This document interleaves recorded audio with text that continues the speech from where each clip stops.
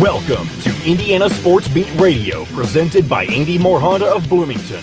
Looks over the middle, second guesses, fires, throws. Does he make the catch in the end zone? Yes! Touchdown! Oladipo to win it. Another one! He got Another it! one! Another one! Huge hole! He's at the 30! He's gonna go! 10, 5, touchdown! Jonathan Taylor! Worked out by Burke. Bounces into Cody, puts it up, scores! Now, from the Golf Club at Eagle Point Studios, here's your host, Jim Coyle. Happy Thursday! Welcome aboard Indiana Sports Beat Radio, coming to you from the Golf Club at Eagle Point Studios as usual. Dustin Schutte on with me as usual from Saturday Tradition. How are you doing today, sir? 2 days. We're 2 days away from the start of the college football season, so I'm doing excellent. How are you doing? Just wonderful. Just waiting for that to happen. Zeke week 0, as we got to get used to calling that. Week 1 starts next week, of course. Indiana kicking off against Iowa in Iowa City. But this week, you do have a Big Ten team kicking off the season. And it's unusual to have such an insignificant game, and I mean insignificant, having some serious significance, at least for the combatants, because there's a lot on the line for Scott Frost right off the bat. This is a game he really can't afford to lose. Every game is going to be a tough game, and losing to an Illinois team, and I think that they're a 7-point underdog is that right? You're correct. Yep, you're correct. Nebraska heads into that game a 7-point favorite. Oh, favorite, right. So cannot afford to lose that game, especially everything he's got going on. So at least we get to kick off the season with some excitement in that regard.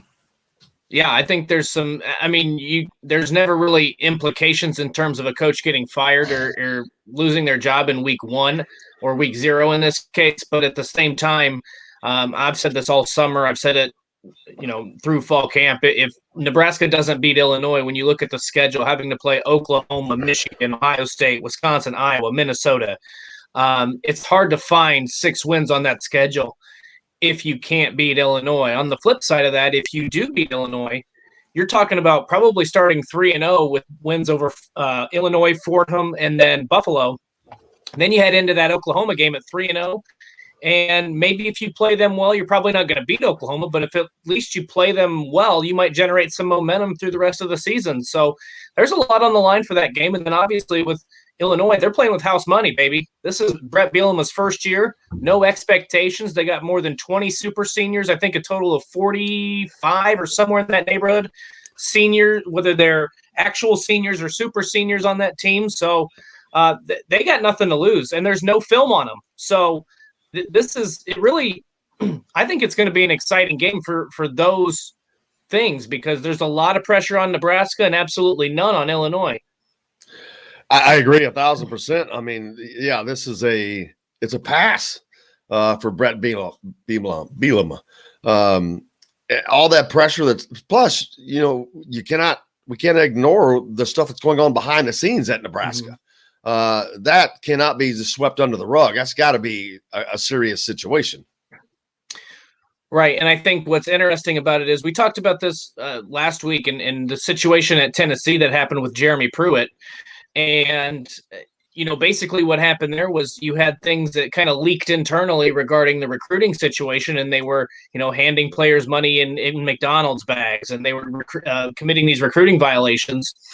And that got Tennessee out of its buyout, basically, with Jeremy Pruitt.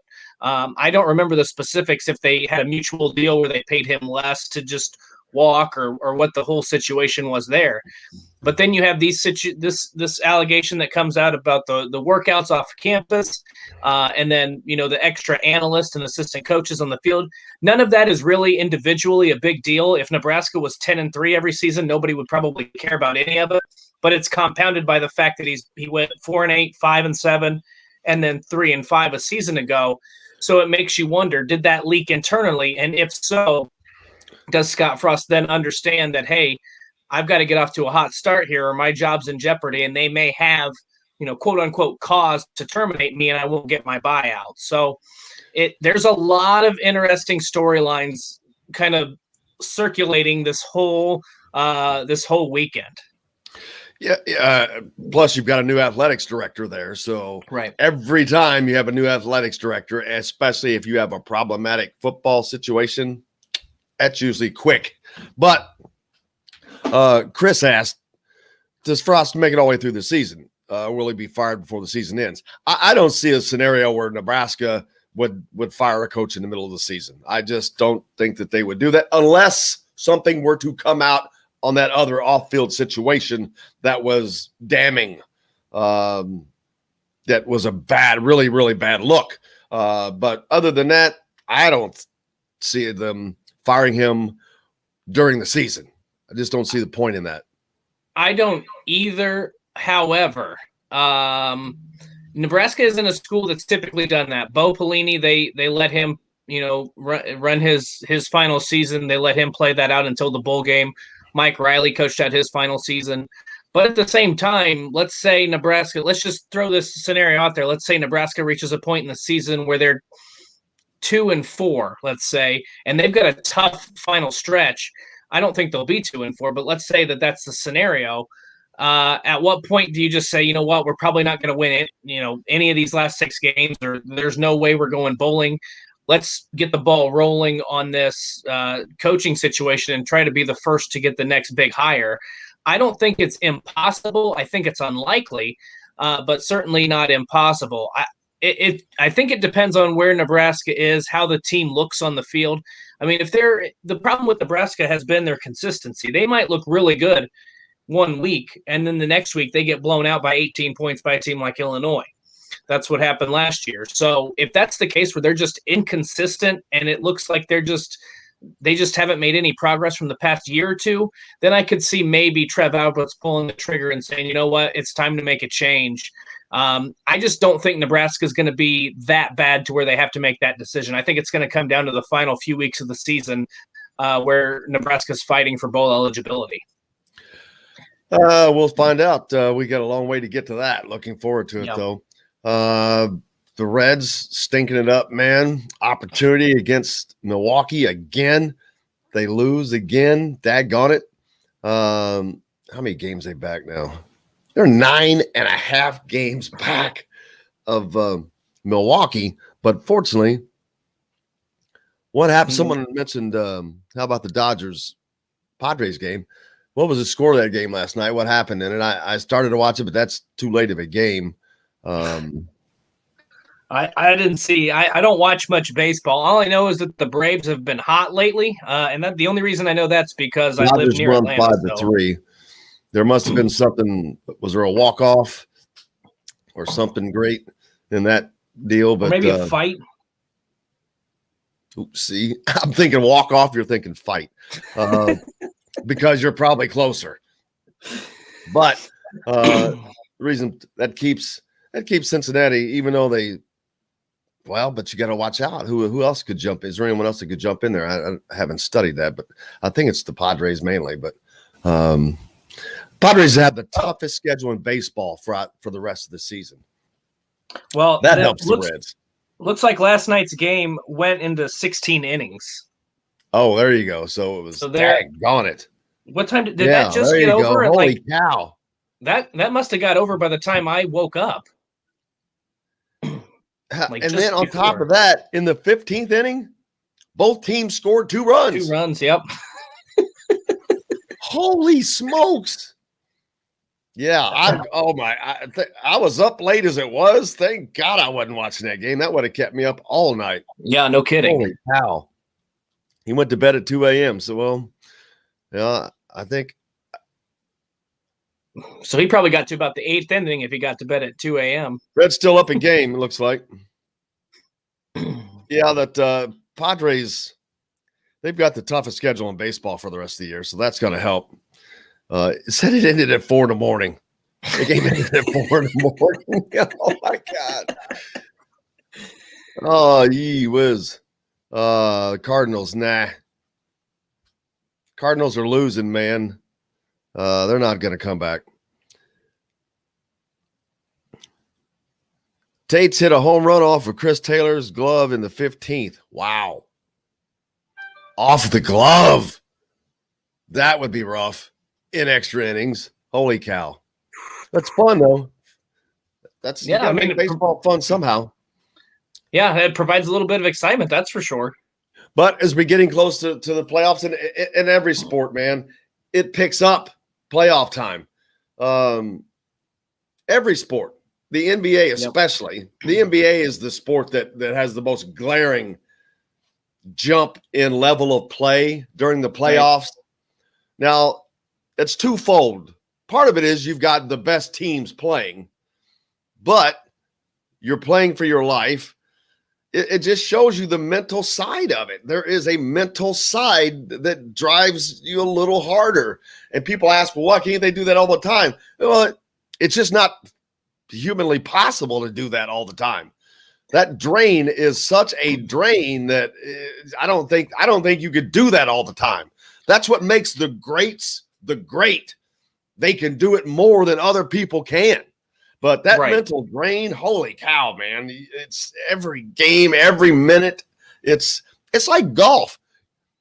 Okay, golf is, I'm not saying it's the easiest of all of those for mentally, but you have to focus on every shot on every hole for 4 days. And as simple as that sounds, it's not, because it just takes one slip, and one slip by a millimeter here is expounded. It grows exponentially out. Sports are all about the mental side. It's the mental side. And the greatest events always show those who have the greater mental capacity. And I always compared this to when I worked in sales. I was a terrible salesman back in the day. I did early today. But when you might have an account that is going to bring in, to your company, let's say $50,000, you're going to put so much time and effort into that presentation, into getting to know those people. Now, are you going to do that same amount of work and effort for a $1,000 account? Probably not. So it's not all the same. So making that transition from the regular season, when maybe you don't stop that defender, maybe, whatever the case might be, you just can't put that same amount of energy, because in an 82 game season, it will wear you down. And especially in baseball, what do they play? 162 games, right? So imagine putting all that time and effort into that many games. They would be drained by the time the playoffs came. So there's a little bit of rest factor that they have to consider there too. All right. How about this Gavin Weir kid? We got to take a break. When we come back, we're talking Little League World Series. This dude is just mowing it down. I mean, he's unstoppable. Throws his fourth no-hitter. We'll talk about that. Plenty more. We got plenty to get to on the show today. Tomorrow, I'm hoping to have Jalen Schifino on, but we'll talk about all that when we come back. You're listening to Indiana Sports Beat Radio, coming to you from the Golf Club at Eagle Point Studios on this Thursday. Back right after this. We'll be right back to the Golf Club at Eagle Point Studios for more Indiana Sports Beat Radio with Jim Coyle, presented by Andy Moore Honda of Bloomington. Hey, Hoosier fans. Hey, so Chris texted me, or not texted me, he replied to the email saying, just got done with colonoscopy, but he didn't say if that meant he would be here or not. And I asked him, and he didn't respond. Wasn't that last week? I couldn't remember. I thought so. I was confused. Yeah. Unless that was an old email that I just received, but I was a little confused.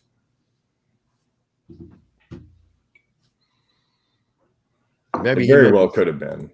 He also may have meant to send that to someone else. He put my name on it. He's put John. Oh. It said John dot, and then it said, just got done with colonoscopy. Excuse me. Well, I'm waiting for him to respond, because I asked him if that meant he was going to be unavailable today. I don't know. Maybe they had to reschedule. That very well could have been the case. Well, I thought I was going to have headphones today, and I'm not. It's driving me nuts. Did you guys see this video from the Little League World Series? Which one? I'm going to send it to you. No, I did not. Send it to John. I'm sending it to both of you. Well, he means send it so I can play it on the. Oh no, you can't. No. Oh, okay. Is it something explicit on there? It's not terribly explicit, but I wouldn't put it. I'll check it out when we come back from break.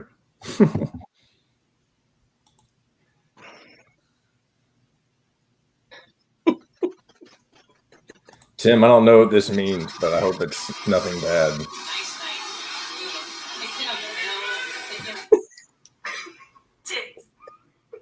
Oh. I can't wait to watch this whenever you all get going again.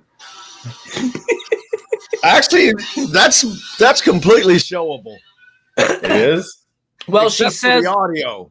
I was gonna say, Okay. yeah. Yeah, I'm not gonna play it then. All right, I'm going. Can you kill the audio on it?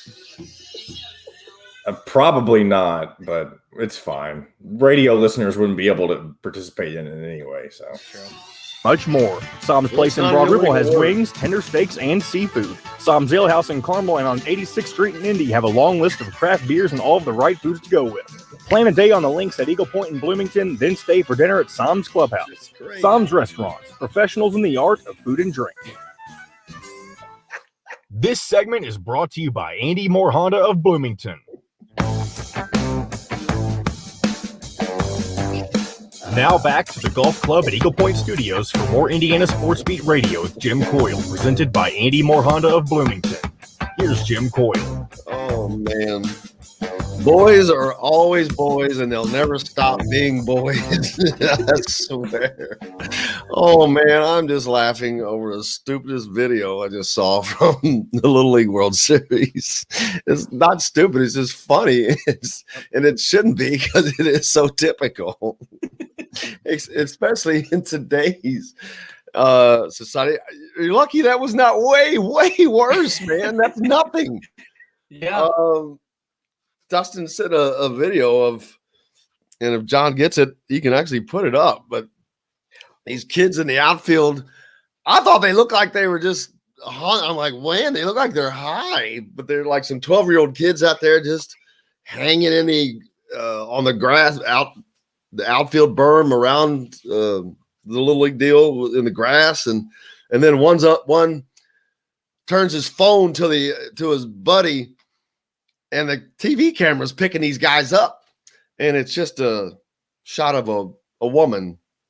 She's wearing clothes, so it's terrible. But the person that's recording it on TV, he reiterates what they're apparently looking at. So it's kind of funny, silliness here. Silliness taking over.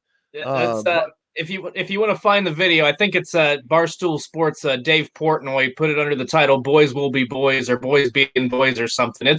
I mean, based on what you see, it's pretty it's pretty innocent 12-year-old, typical 12-year-old boy stuff. Yeah, John, if you get it, you got to show it. It's funny. I think it's hilarious. Yeah. Bust that one out. Speaking of the Little League World Series, South Dakota was met with particular fanfare over a 12-year-old Gavin William. He's been declared the best pitcher in the country. Of course, he's thrown 4 no-hitters now. But, man, I remember when I was this age, there was always this dominant pitcher because he was always just physically a little bit more mature than the other kids. It seemed like he was, 14. There was always one of those guys. But a lot of times they just grow early and then they get passed. I'm not saying that's going to happen here, but I've seen that happen so much where those guys dominate early and then nothing becomes them because they just developed early and they were able to dominate. I'm, again, not saying that here. This is a fantastic feat this kid has done. 4 no-hitters in this World Series. He's given up 1 hit, apparently, in the entire time. I don't know how that's possible. That's pretty impressive, especially at that age, to have that, not only just the skill, but to have that kind of mental capacity to be able to deliver those pitches right where he wants to go. And I mean, just an incredible feat for somebody that age. Doesn't matter, how physically talented you are. It's impressive to see that kind of maturity. He struck out 14 hitters, 0 hits, 0 runs. So I don't know how many walks he had, but he was, 21 if they're playing 7 innings. 21's the perfect game. So 7 batters. Yep. Either got the ball on the ground or in the air, or maybe a walk. Do they still have there used to be a limit in the number of innings a Little League pitcher could pitch, right? That was my first thought. I'm like, this guy can't pitch every game, I would think. But, Sioux Falls won 1-0 over California, so they're not exactly lighting the offensive side up. Right. It was his 4th in the tournament, like I said, dating back to the regional stage, and now he has struck out a total of 114 opposing hitters. He's given up 1 hit and 6 walks in 132 batters. 1 hit and 6 walks. Man, that's incredible. It's beyond dominant.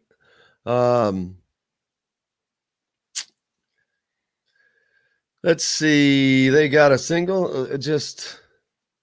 Normally we don't spend this much time talking about Little League Baseball. And now is this kid going to be something? That's like I said. And now does this put pressure on him? What kind of pressure is this going to put on him? NIL. Hey, NIL. Oh, that's a good point. Well, NIL opportunities. That's a great point. Yeah. Well, a lot of those, it's just for right now, a lot of states, it's just the college level. But, I mean, I'm sure at some point that's going to trickle down into the high school ranks. I mean, you just saw Texas lose its best quarterback, Quinn Ewers, to Ohio State because there was no NIL rule in place for high school student athletes. So we could see something like that. That's a great thought. And this kid is he looks good. He's tall, lanky, rangy. He's probably going to make it. They've got a split screen up I saw in one deal with him and big leaguer Chris Sale, and their pitching delivery, and they look almost identical. Left-hander. Pretty amazing. Pretty cool. I'd hate to have fought him. I'm glad I didn't have to go up against him when I was 12 years old. Well, I haven't been able to hit a baseball since it's no longer on the tee. So I was going to say, I loved it when they put it on the tee. I just never had a problem with that. Yeah, it was so much easier. Never had a problem. What else is going on? What's been going on with you? I know that the Big Ten side of things, next week we'll make sure that we get somebody in from Iowa on as Indiana prepares to kick off against Iowa next week. We'll be in Iowa City. Looking forward to that. Also, make sure the Hoosier.com has got the incredible deal going on right now, running just through the end of the month, 80% off. It's only $1.68 a day. If you're listening and you don't have a Rivals account, shame on you. It's only $1.68 a month, guys. Go support those writers so they can provide that content year-round everywhere on the road and every place else. Iowa, from your standpoint, I don't know much about them yet. Haven't studied them yet. Where are they at quarterback? Well, that's probably the biggest question mark for Iowa, because Spencer Petras was a player who a year ago he played fine. He got off to a rocky start. He started the season a little shaky, but that's to be expected for a first-time starter. He kind of found his rhythm as the season progressed. But what's going to be really interesting, Jim, and I think that this is going to be a big factor in that week 1 game, is that when you look at the 2 quarterbacks, you look at Spencer Petras for Iowa, you look at Michael Penix Jr. for Indiana. The question for Indiana, obviously, is where is Michael Penix in terms of health? The question for me on Spencer Petras is, did he develop into a more consistent passer, a more accurate player in the offseason? But the other thing is, and I don't think a lot of people are talking about this, Spencer Petras hasn't played in front of a crowd yet.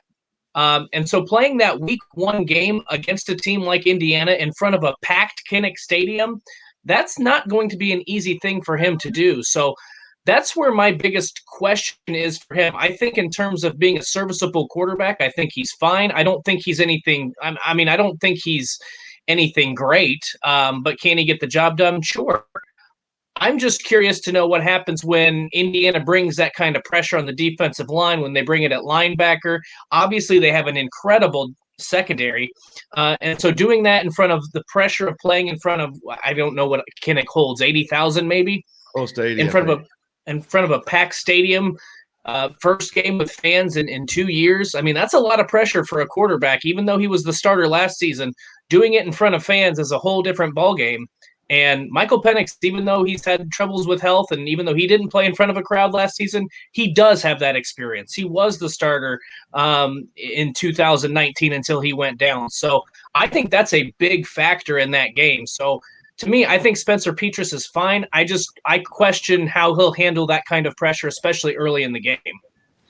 Yeah, and I've talked ad nauseum about Iowa's slow starts on top of that. So, and this is an Indiana team that is a veteran Indiana team on both sides of the ball and from front backwards. The defense is veterans from the line, the linebackers, and that secondary that you mentioned, which is Iowa is not going to be throwing the ball against Indiana. So they're going to have to rely on a running game to open up. And Iowa has always relied well on tight ends. They've always got big, bulky, good NFL type tight ends.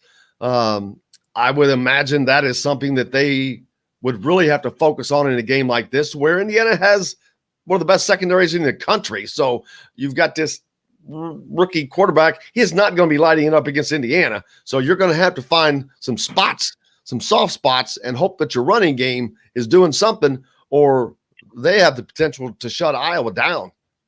Yeah, I mean, the good news is I think Tyler Goodson is good enough, their running back, to be the first 1,000-yard rusher at Iowa since 2017. And obviously the offensive line play, even though they lost some guys, I think it's still going to be fine. It's still Kirk Ferentz. It's still Iowa. They're going to be good on the offensive line. It doesn't really matter from a year-to-year basis who they lose or who they gain or whatever the case might be. But I think you bring up a great point in the fact that you're talking about tight ends, because they have a really good one in Sam Laporta. And there are a lot of question marks at the wide receiver room. I mean, outside of Tyron Tracy Jr., there aren't a lot of answers that they have. So you have one primary receiver, and then you have tight end Sam Laporta.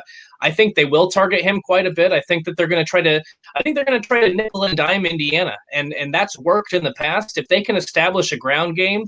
But again, you're talking about Indiana's linebacker, Micah McFadden, probably one of the top. If he's not the best linebacker, he's definitely one of the top 3 linebackers in the Big Ten. And then you're talking about trying to throw on a secondary that includes Tywan Mullen, Reese Taylor, Jalen Williams, some of those other guys. Marcelino McCrary-Ball comes back. So I just don't know where Iowa's going to have that ability to stretch the field. And I think that's advantageous for Indiana. That's why I like Indiana in this game. You get them early in the season. There's so many factors. But yeah, I think in terms of Iowa's offense versus Indiana's defense, I think that's a matchup Indiana's going to win. As long as Indiana's offense is clicking and moving and able to move the ball on Iowa's defense, then I think that they should be favored in that game, in my opinion. They're not currently, but I do too. I agree that they should be, because I think that while I put the Ross's guess up there, score Iowa 24 or Indiana 24-20. I don't think that Iowa's going to score that many points, because they're going to have to do it on the ground if they're able to do it. And while I think they can have some success, I don't see them having a ton of success against a veteran defense. And Indiana's offense, they have quick strike capability. I think that the running game is going to add a lot to their offense this year that we have not seen in the last couple of years, and it's just going to make it a more efficient offense. And man, Michael Penix can just throw the damn ball, and he can throw it hard and he can throw it deep.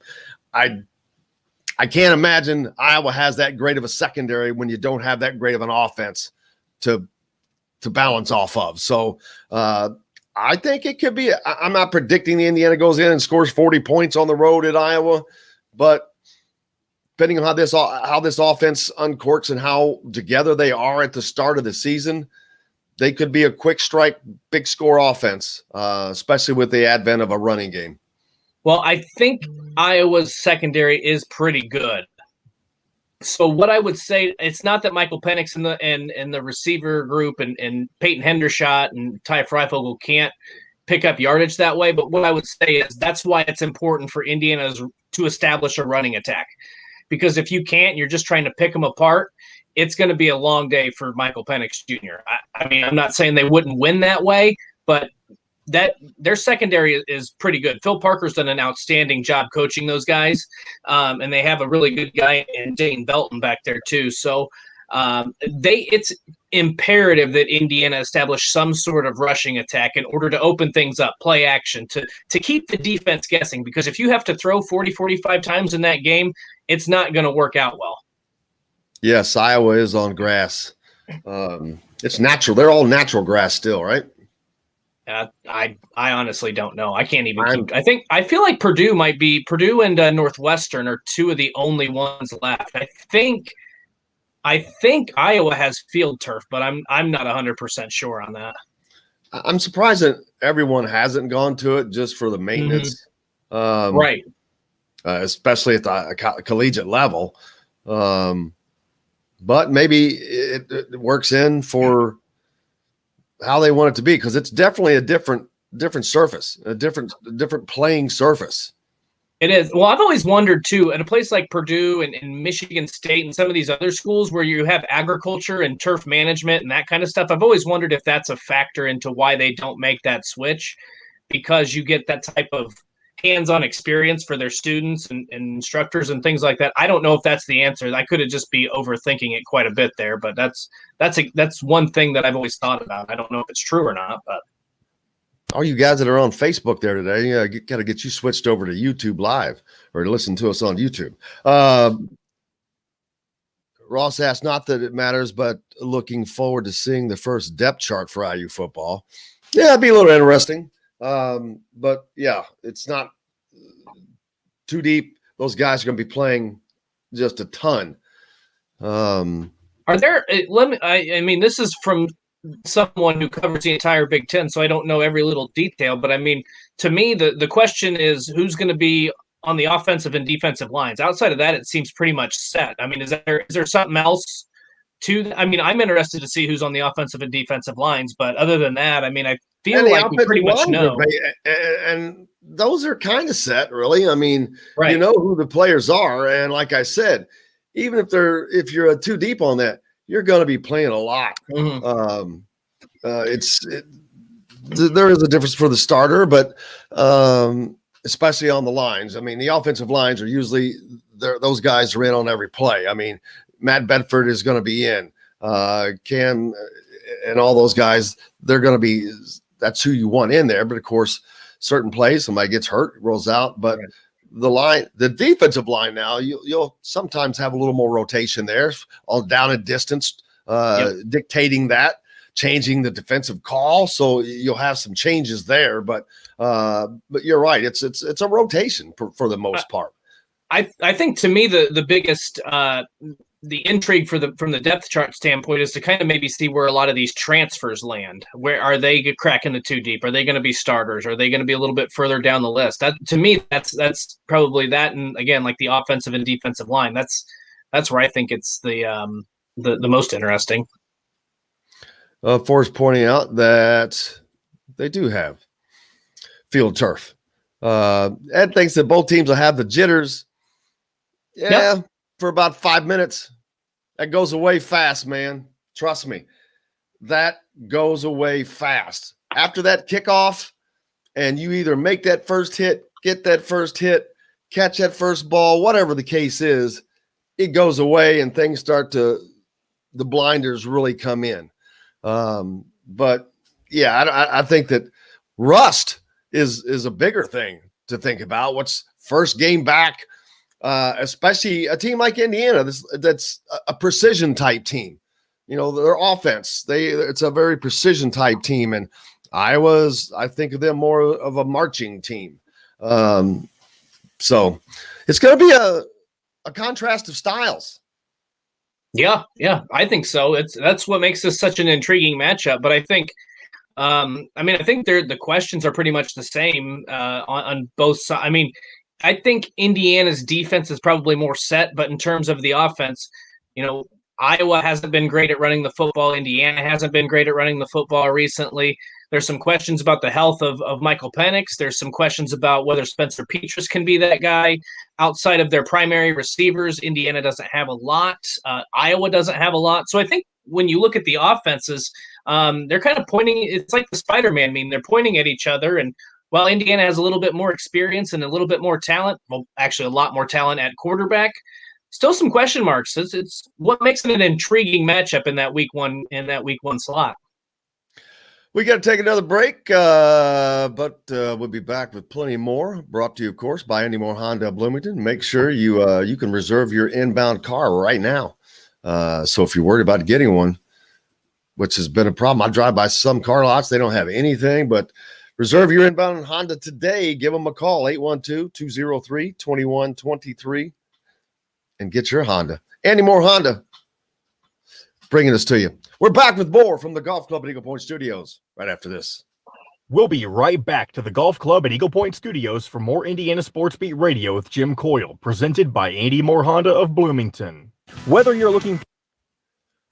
All right, I can confirm Chris won't be here.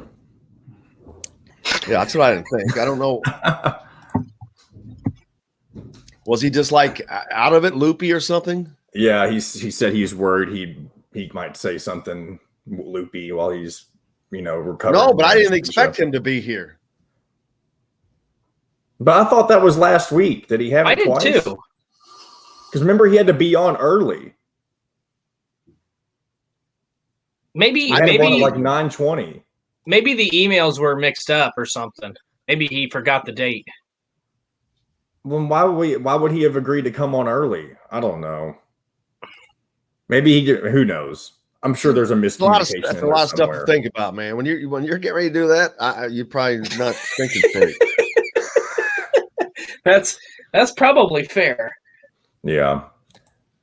Well, we do have Kravitz coming on at 10:20. I can actually ask him if you want to do him at 10, if he wants to come on earlier now that we don't have Chris, if you want me to do that. Tell him, let him know. All right. When we get back, or actually, he can spew his wisdom all he wishes.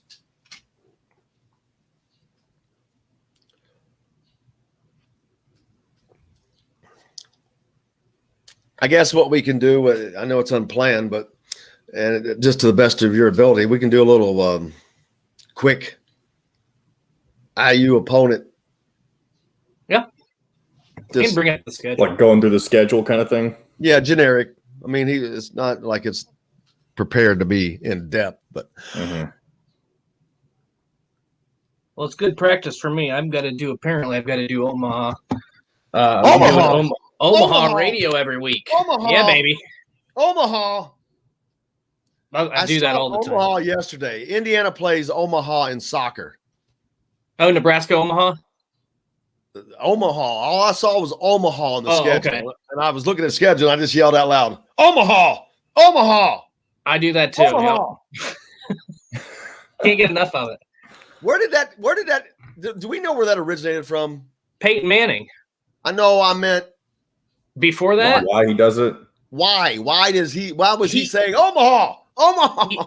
He did explain it. I can't remember if it was. I've heard the explanation before too, but it's been so long. I don't remember what it was though. Did he do it while he was at Tennessee, or did that originate when he was with the Colts? No, you might be right about Tennessee. I don't know. That's a great question. I don't know. Right. I remember him talking about it, but I don't remember. All right. Andy Moore Honda of Bloomington, Bloomington's #1 Honda dealer. Come see us at the all-new Andy Moore Honda, now in Bloomington. This segment is brought to you by Bubba's 33 in Clarksville. Pizza, burgers, beer. Now back to the Golf Club at Eagle Point Studios for more Indiana Sports Beat Radio with Jim Coyle, presented by Andy Moore Honda of Bloomington. Here's Jim Coyle. Welcome back. Indiana Sports Beat Radio coming to you from the Golf Club at Eagle Point Studios on this Thursday. Omaha. I'm trying to, we were on the break there, we were talking about trying to find the origin on Omaha from Peyton Manning. And John Madden asked him about it, and he said it was a rhythmic 3-syllable word. It meant we had changed the play, usually after kind of calling 2 plays in the huddle. All of a sudden, the defense shifts late, and there was just a few seconds left on play clock. So Omaha meant we were going to plan B. So well, there you go. Omaha. Why Omaha? Manning went on to say he visited Omaha, Nebraska a few years ago, and he's a big deal down there now. They even gave him a key to the city. That's awesome. Oh, that is kind of a big deal down there. I don't understand why he's so funny, because he's funny. He is, yeah. I mean, he's just naturally funny. He's witty. If you watch those Peyton places, those the are funniest great. one, the funniest one ever. I watched it for a second time, maybe with David Letterman. David Letterman. He does one with David Letterman. They go to Ball State. Okay. In the start of it, Peyton's got him a beard on. But then, so they come up with Dave's rules to make football better. And the best oh man, you got to pull those up to look at them. They're pretty damn funny. But the one was they kept raising the goal for the extra point and field goals. They had it on this lift, and at the end, they had it up like 4 stories in the air. It's just, but I forget some of the other changes. They were pretty funny. But yeah, I'm not, pimping that. I don't getting there. Those are pretty funny. Those are really good. Yeah. Yeah. I haven't seen that one though. I'm going to have to watch it. Yeah, it's hilarious. It was without question the funny, but how could it not be? If you think Peyton Manning's funny, well, how the hell funny is David Letterman is 10 times as funny. Although they're those two guys together, that is funny. Because they're both very quick-witted. Yeah. I wish we could play that clip for you. I mean, we can't do that because of rights and all that, but just that clip is hearing them talk about the rule changes. We could read them. I have to probably pull up some of the David Letterman's proposed rule changes for football on that show. See if we can get that done. But coming into the Big Ten season, Indiana, we've talked about the Big Ten East a lot. The Big Ten West is a gigantic mystery to me and to a lot of people. Wisconsin is usually always expected to be good, of course, Iowa, but Northwestern, I guess you got to throw in that. But I look at those teams as above. Northwestern I looked at as above average last year. They were not a great team. They were above average. They would not have beaten Indiana. I don't know they lured you into their trap. That's what they want you to think, is that you can't, because when you look statistically at them, you said that wonder, last year. I remember that. You wonder how this team wins football games, but it's just that like perfect. I know people who call it Fitz magic. They just find a way to win games. Now, they lost a lot from last season, but you can never count them out of any game or any season. So you never know. But when you look at the Big Ten West, to me, there are 3 legitimate contenders. That's Wisconsin. I think they're the clear-cut favorite. I think they're clear-cut the best team in the West. But Iowa, Minnesota is the most experienced team in the Big Ten this year, in college football, really. This season, they've got the reigning Big Ten running back of the year. They've got Tanner Morgan back. They got some really good wide receivers. They have their offensive line combines for 140 career starts at the collegiate level. I mean, that's going to be a really good offense. So I think those 3 teams have kind of separated themselves. I'd put them in the top tier, and then below them, it's a jumbled mess. I would say right now, Illinois, Nebraska, Northwestern, and Purdue are pretty much all in that same category. I think that they're all pretty equal. They all have glaring holes. They all have some strengths, but it's that's kind of what makes the West so much fun, is that you never really know, because as good as Wisconsin and Iowa and Minnesota is, you could see Purdue win a game. You could see Illinois beat one of those teams. It's not impossible. Whereas in the East, you don't see a lot of teams expected to beat a team like Ohio State. Just doesn't happen very often. No, and you talk about those teams in the West, 2 of those 3 on the bottom, I'd say both have coaches are a little worried. Yeah. Jeff Brom is one of those coaches. He's got to have a good season. He's making $5.5 million there, and it just hasn't worked out yet for them up in Lafayette. Yeah, I've been saying it quite a bit. I mean, I think there's 3 Big Ten coaches that you can legitimately say are on the hot seat. Michigan's Jim Harbaugh, Nebraska's Scott Frost, and Purdue's Jeff Brom. And I don't know which one, but I think that one of those 3 will not be back at their school in 2022. I don't want to make the bold prediction as to who, but look, Michigan's – I still don't think they have to beat Ohio State. It's proven to not really be a top priority there in terms of Jim Harbaugh keeping his job, but I think they do have to get to 8 or 9 wins in order for him to keep his job there. Scott Frost has to get to bowl eligibility, and I think Jeff Brom has to get to bowl eligibility. I mean, you look at the schedule, both those teams should have the ability to get to 6 wins. I know Purdue's playing 5 ranked opponents. They'll have Notre Dame in the non-conference. Obviously, Nebraska, they're playing 4 ranked opponents. They have Oklahoma in the non-conference. So tough schedule, but at the same time, you've got to show some level of improvement, some level of development. And if you can't get to a bowl game this season, you're kind of left wondering, well, when is it going to happen? I mean, at least in my thought, at least Jeff Brom has gotten there twice before. He's just been plagued by injuries and a young team, and obviously you lose Rondale Moore, so that's a big thing. Nebraska hasn't. Scott Frost hasn't gone to a bowl game yet, so I think there's a little bit more pressure on him. Plus the fact it's at Nebraska, the expectations are higher at Nebraska than they are at Purdue. But I think you have to acknowledge the fact that Jeff Brom's probably at least a little squirmish in his seat right now. I don't think he's on the hot seat per se, but I think it's uncomfortable. Let's say. Who's that? Jeff Brom. I think his seats. He's not quite on the hot seat, but he's uncomfortable right now. Yeah, I agree with that because the thing is, he's just a great offensive mind, right? And the fact that it hasn't worked is a little weird, but not weird because you're competing in the Big Ten, man. You're recruiting in the Big Ten. You have to play big boy games every week. And so it takes there's so little margin for error. But then they've done other things like beat Ohio State when people didn't think Ohio State was beatable and beat them soundly. Mm-hmm. But this is why both Nebraska and Purdue haven't had success. And it's the same. I mean, neither coach has really recruited the offensive line. I mean, you look at Purdue's run game; they've been abysmal. They've ranked last in the Big Ten, dead last in the Big Ten each of the last 2 seasons. They're averaging less than 83 yards per game on the ground.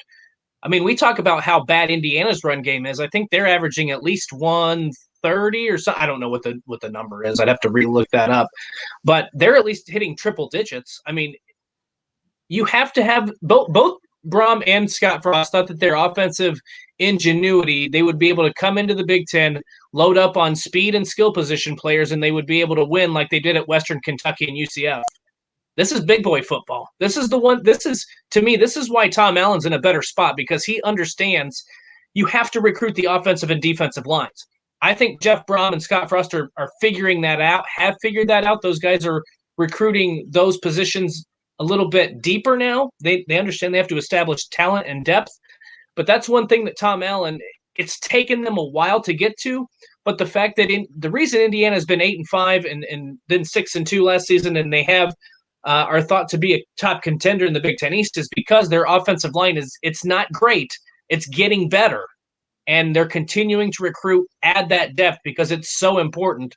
And that's what those two coaches, when they came into the Big Ten, didn't quite understand, in my opinion.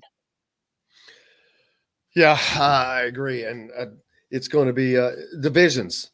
With this alliance, our division's going to go away. The divisions right now are kind of pointless in my mind. You've got a loaded Big Ten East that eliminates 1 to 2 worthy teams each year of probably playing in a championship, but they can't because they play in the toughest division. Mm-hmm. I just like to see that go away. It's pointless as it is already. You're not playing.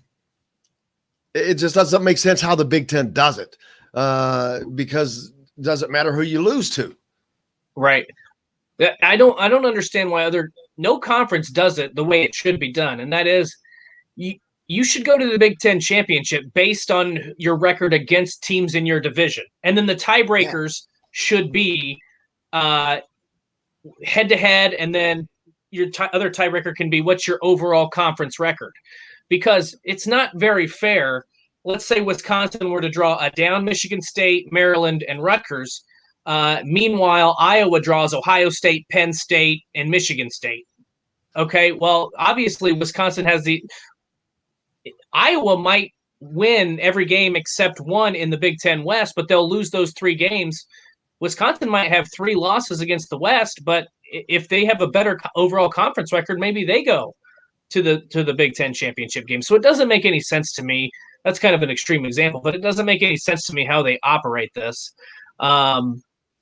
So whatever, but they've already broken the alliance. The alliance has already been broken. Did you guys see that last night? Are you talking about the AAC wanting a piece of it? No, I know what you're talking about. He's referring to the fact that they announced, or the SEC announced, a partnership, or I guess an upcoming series, LSU versus USC. Yes. The whole point of this was to schedule more games between the Big Ten, ACC, and Pac-12, and then you have USC playing LSU in Las Vegas. So what the hell was the point? The goal was to work together to block out the SEC, and that is not the case. Clearly.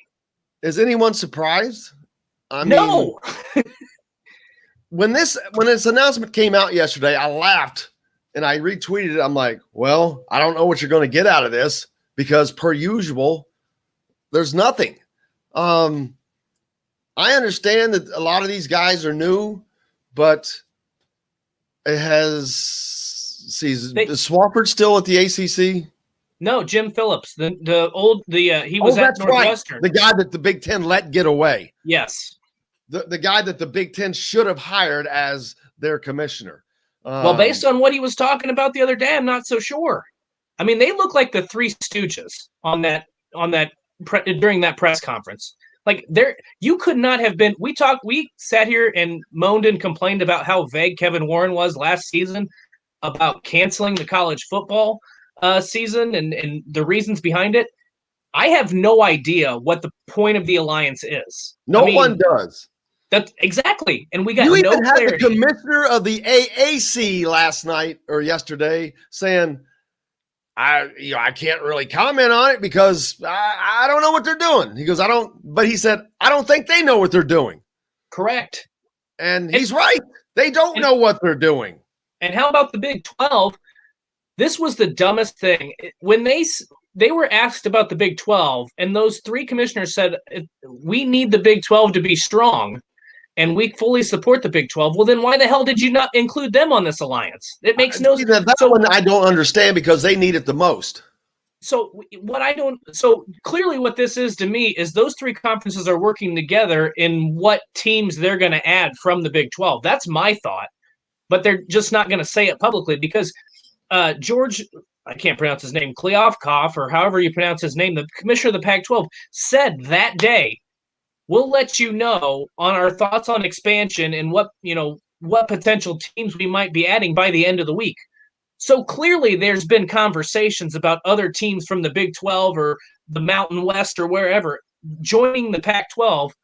And is that going to have some sort of trickle effect? You had Dave Wannstedt on Pittsburgh radio, Philadelphia radio, talking about how Iowa State and Kansas was going to come to the Big Ten. West Virginia was going to head to the, I can't remember what the other school, West Virginia and someone else was going to head to the ACC, and I think like Texas Tech and Baylor to the Pac-12.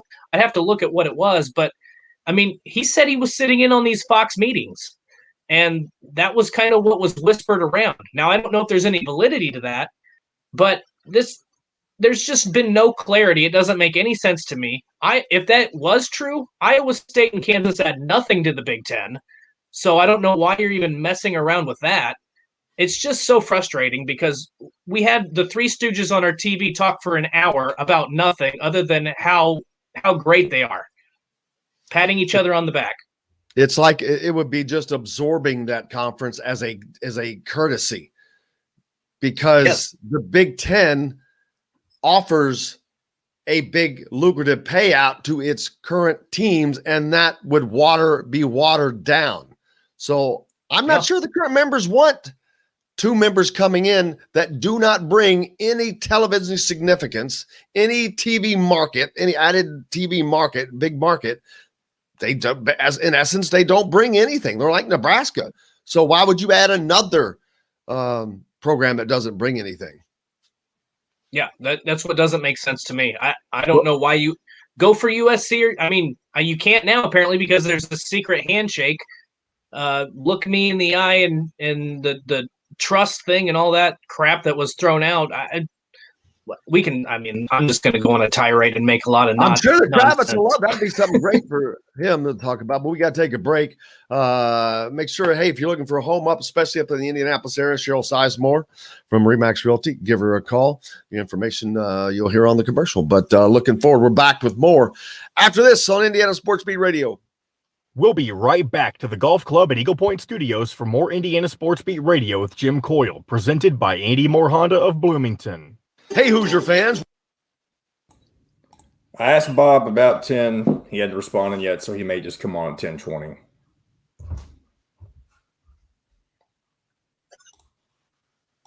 And that's fine. Yeah, of course. I tell you what, I like it when this happens on days when Dustin's here because it seems a lot more seamless. Well, it is a reliable co-host. Because knowledge, it's about knowledge, man.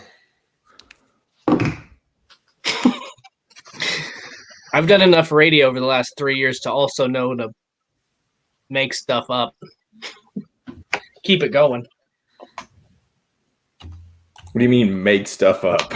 Well, I mean, just flow with the conversation. Okay, yeah, I know what you're saying. Not legitimately like make up a story. Not falsify information. Right, yeah, I don't do that. Keep it moving is a better. Yeah.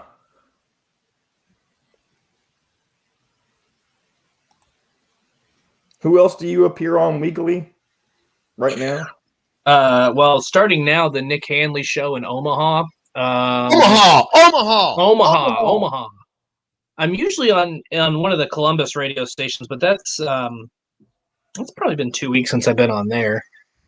Is there another one? There's one up Keystone Sports Network up in Pennsylvania. I usually do that weekly. I think that's dudes from Saturday Tradition follow me. I can't remember who it was yesterday. One of our dudes from Saturday, Paul. Yeah, Paul. What's his last name? Harvey. Paul Harvey. Paul Harvey. What's he doing? And now you know the rest of the story. He's our. I'm Paul Harvey. He's one of our. He's one of our news writers / editors. Oh, okay. He's been with us for a great storyteller, man. 3-4 years. Who? Paul Harvey. Before your all's time. Oh, he would do 5-minute radio stories or stories on the radio. These amazing stories, and at the end, it would you're like, wow, it would be this weird ending. And it'd always be, and now you know the rest of the story.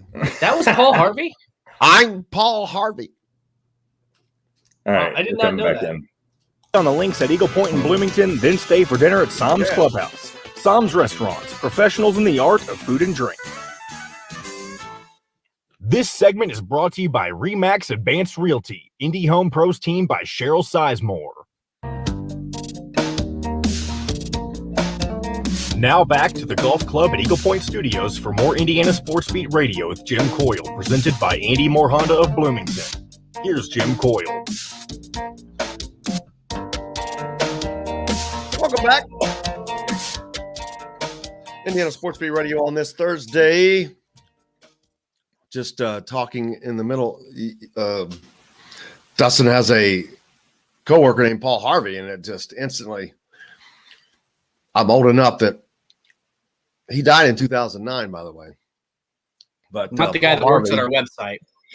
not the guy working your web, but the Paul Harvey.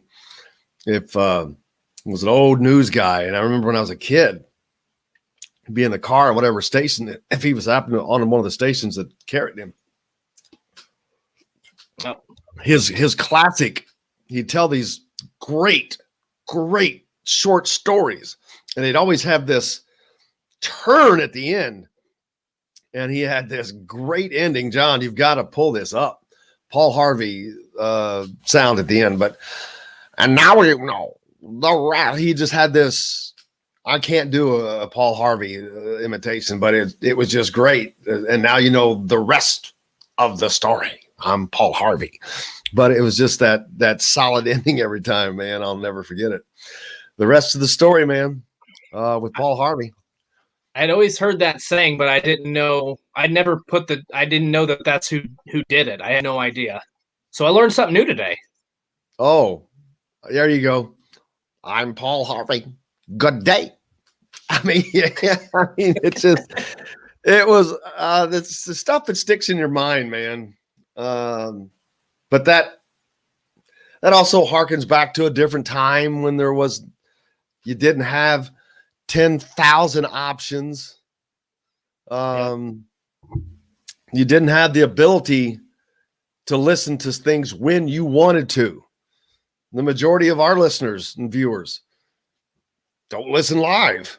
I wish they did, but I also remember the first time I was looking at numbers, and panic fear went down through my heart for a second. I'm like, what the hell happened on these 2 days? Listenership was so down. Well, then I realized it was a Saturday and a Sunday when we weren't even on, but we still had listeners. Right. And so I'm like, oh my God. So there's not a day of the year that people aren't listening or watching the show in one form or fashion. You know that you couldn't have done that 10 years ago. No. And you know what the weirdest thing to me is that, well, I don't know if it's weird, but the biggest transition to me that I've noticed is, you know, when I was growing up, I was in high school and driving and all. I mean, you used to sit in your car if your favorite song came on and listen till the end, or you know, if you were listening to a sports radio segment or a talk show segment, you used to sit in your car and listen to it till the commercial or for the rest of the show. Now you just can download the podcast. You can go look up your favorite song on YouTube or play it on Pandora, whatever the case. I mean, that's a big change. They'll never know the struggle of only being able to hear your favorite song on the radio or having to go buy the CD. Yeah, or have to use an 8-track player or a cassette player or all those other forms of. I do have a record player. I've been through every one of them. I've been able to go through all of them, from the 8-track in my first car to podcasting now. It's nuts. It's just like that video, if you ever seen it, where they give these two young kids a rotary phone and say, dial how do you use this phone? How do you use this? Joe Paterno used to use that rotary dial for recruiting all the way into the 2000s. Crazy. But coming up next, Mr. Kravitz is going to join us. I saw that. Now you know the rest of the story. That was awesome. Man, you got to let us know when you're going to sneak that stuff in. I was talking over it. Sorry. I was so right when you were wrapping up, it was uploading. I was like, oh no, I've got to get it right when he goes into a transition. That would have been perfect. But I was literally like 3 seconds off. And I apologize. I was like, what in the world? That one sounded like he was doing that one from the grave. So it was. There were several recordings on YouTube, and I just picked one and went to the end. I know. I'm sure that just sounded like that one was actually from the crypt. Tales of the Crypt. Well, I apologize for being about 2.5 seconds too late, but that's okay. There was. I don't care. Oh man. Yikes. Man, yesterday we got off. What were we talking about yesterday? We got off the track of. It's good to get away from. Because it's about to get so stinking busy. A couple days ago, it was mascots, creepy mascots, and Taco Tuesday. Yeah, how about the mascot deal? Speaking of which, doesn't have an official mascot. A lot of people love the bison. That was it ever officially used? I think it was used for football for a couple of years. That's a great question. I don't know. Wasn't there? I remember seeing images of like that giant. It was like a Herbie Husker type thing that Indiana used to have. Didn't they have like a human, like their own version of a Purdue Pete? Well, you're talking about that. It looked like a half man, half bison. Well, there's the bison, and then there's actually like a. Look this up, John. I'm fairly certain that there's an image of like. Like a guy in a cowboy hat of some sort. I'm not lying on this. I don't recall that. Yeah, that one. You can find it. I'm telling you. I've seen the buffalo. I know what you're or the bison. I know what you're talking about. I don't know whether that was the official mascot or not at any point, but I found what I think you're talking about. But give me about 2 or 3 minutes, and I'll get this pulled up for you. I'm telling you, it would if it was still intact today. It would be up there with Purdue Pete. As what? Creepy? Yes. Then there's a reason why he's no longer around. Well, I mean, that's probably true. Yeah. Do does Indiana, does anybody care? I'm just curious. I don't know. Scott says the mop lady. You got the mop lady, but that's just for basketball, really. Can't be mopping the field. Oh, Chris said that as well. I missed that because someone should promote Martha the mop lady. There you go. That's not too bad. That's kind of good actually because you can play that off and then we're gonna mop you up. That's a good one. But it doesn't really translate to football. They should have a giant for the Indiana version of Purdue Pete. I think it's a pretty accurate description, Dustin. Thank you. Here we go. Take that full screen. I can't see that.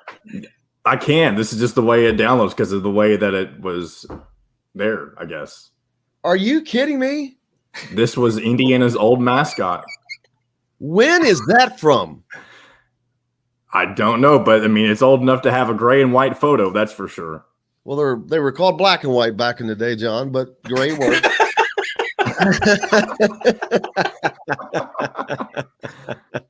Hey, John just had a birthday. A mixture of Purdue Pete and Pistol Pete.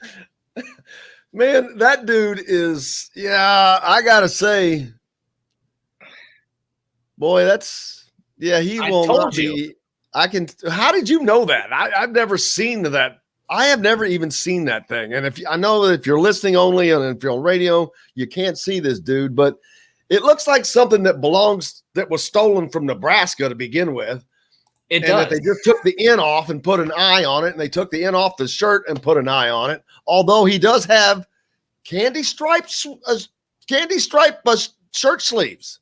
Yep. What do you think his name was?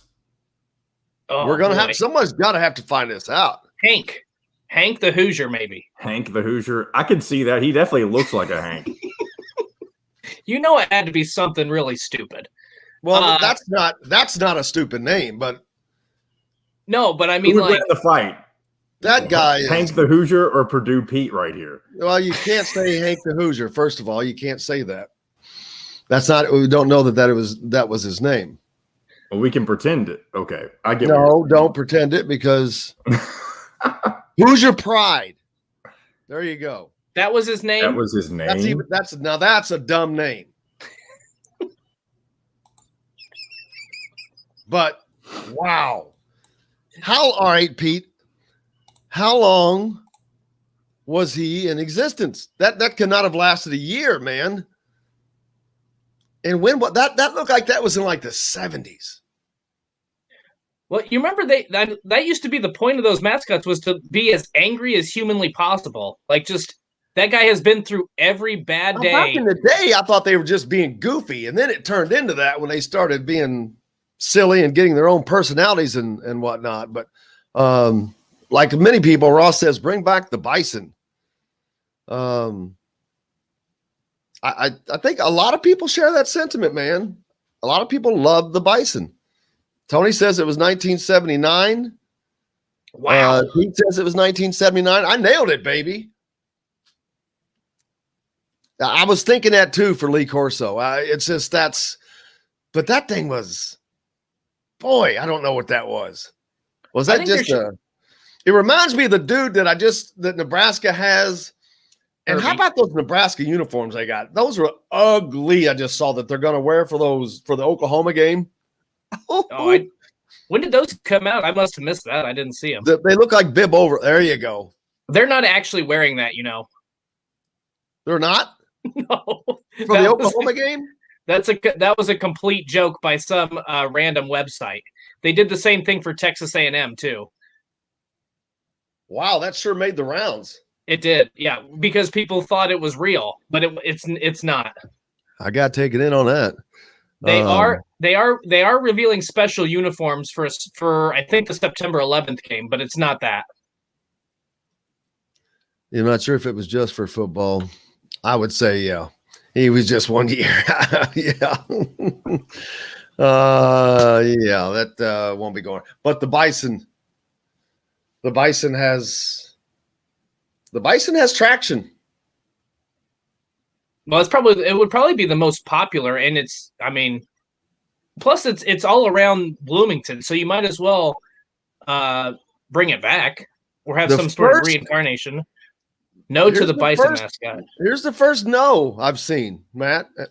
Matt's on the other side of the fence, which is okay, but that's the first one I've seen that doesn't like the bison. Why not? I wonder if there's a sense of pride in not having a mascot. Like Michigan, I don't think has had a mascot. I know they don't now, but. Well, what are you going to bring a Wolverine out? Although Wisconsin has a Badger guy who walks around. And for the longest time, got a lion walking around. LSU for the longest time had a real life tiger in the cage, and some of these other schools have they have real life animals. So now, if I was playing Penn State all the time, I would keep in my costume locker an exact replica of the Cowardly Lion for the Wizard of Oz, and every time you played them, I would have someone wear that on the sidelines. There you go. Get into their mind. Kind of like playing the Iowa pink locker room thing. Yep. Just a thought. But Tony also not on the bison bandwagon. Force says don't need a mascot. Yep. Tony also no doesn't need a mascot. Not necessarily a mascot, but the bison just harkens back to the days of Indiana, I believe, back in the old days when the bison roamed the Hoosier heartland. I think they should have a giant Tom Allen bobblehead mascot. Well, Tim says just bring out the Chucky doll. There you go. Had that last year with man. We talked about that being a rivalry trophy between Indiana and Nebraska. That's funny. They don't play often enough, unfortunately. Hey, it's time. We got to take a break, which is great. Bob Kravitz is going to join us next. We'll see what the Wild Man's has got going. We're back with it right right after this, brought to you by Cheryl Sizemore from Remax Realty. If you need a home in the Indianapolis area, make sure you give Cheryl Sizemore a call. We're back with more after this. We'll be right back to the Golf Club at Eagle Point Studios for more Indiana Sports Beat Radio with Jim Coyle, presented by Andy Moore Honda of Bloomington. Whether you're looking for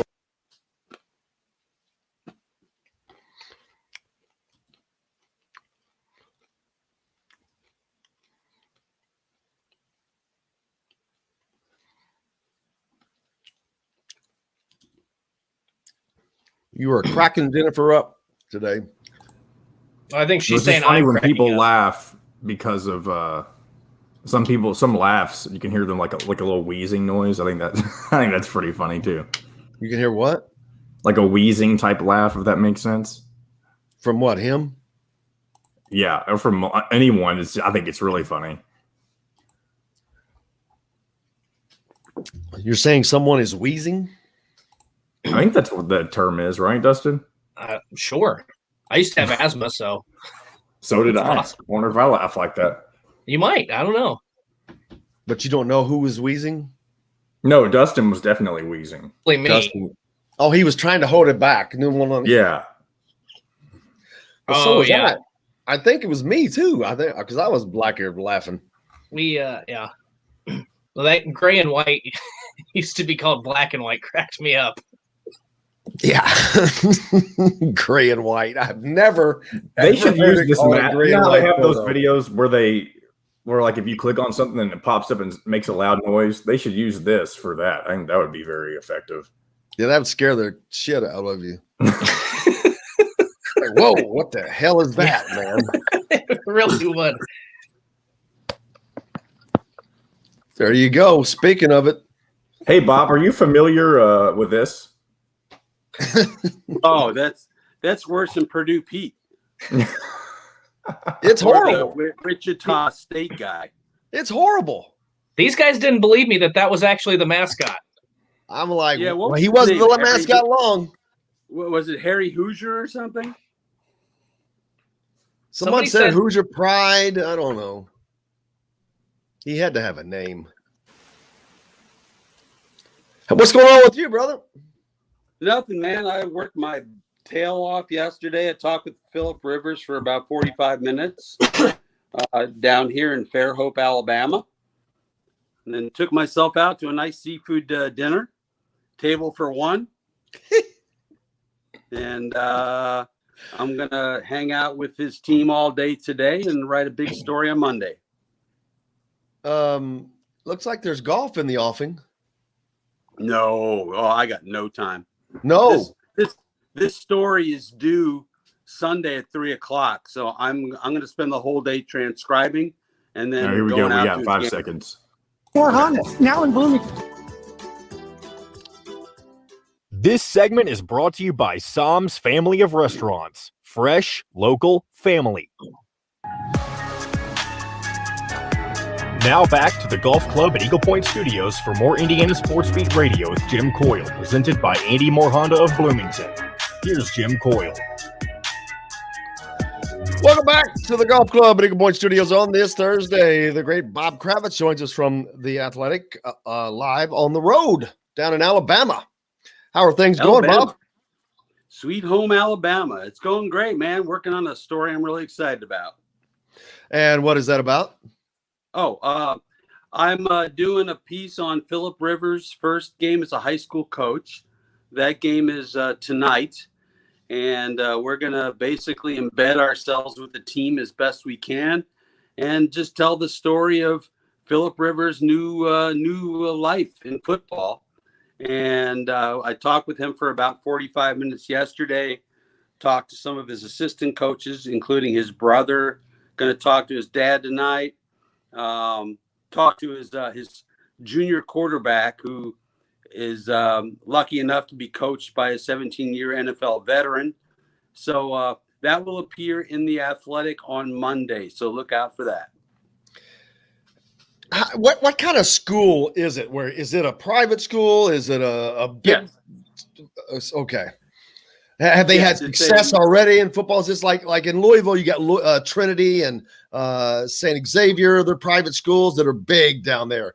Indiana is not dominated by the private schools. So it's different some places. What are they a school that's one of the dominant programs or? Well, they've only been open for 6 years. It is a brand new facility. They don't even have their own football stadium yet. They have to play off campus. But they will have a new football stadium here in the next few years. Philip was showing me the plans for what they're going to build, and it's pretty outstanding. But yeah, it's a 4A school, and they've got the cash. I know that, but it is a private Catholic school, so they play the other Catholic schools in the area. I don't know their entire schedule off the top of my head, but he thinks they're going to have a pretty good team.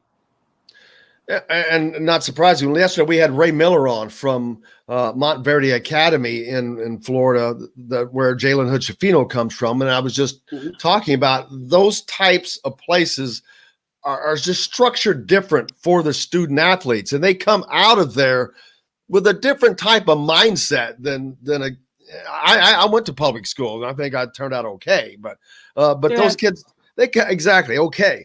But these kids come out with kind of a focus, a lot of times a different focus, a more business mindset, even towards sports. But is that something that they're building, an academy type thing?